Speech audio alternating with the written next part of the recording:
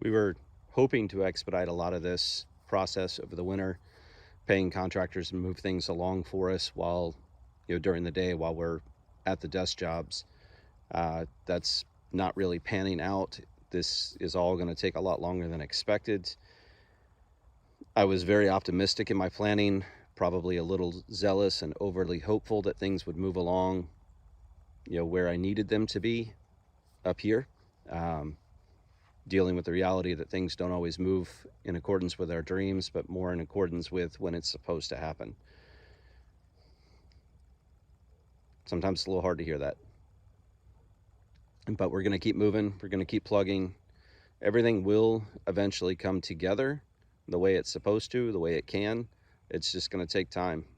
And that was my lesson in 23, time. Um, we lost some of our labor help for the year, so it took more time to produce what we had, what we were producing, because I didn't have those extra hands. We had to cut back. I had to find a balance to avoid burnout, and I still burned out. I think every farmer burns out through the summer, early fall. Once the weather breaks, usually catch a second wind, knowing that December is right around the corner, and I'll get just a little bit of a breather through December and January. But we had a lot of challenges this year, and they always seemed to come right back to the same issue, which was time. I didn't have time to manage it. I didn't have time to deal with a problem. I didn't have time to package. I didn't have time to weed. Like, time was always an issue in 23. And we're looking to resolve those problems, or that problem of time, in 24 in a couple of different ways. And it may seem insane to be expanding everything when you have such issues with time. But part of this expansion is moving this farm and setting it up in such a way that it's easier for us to hire help to come in and work with us.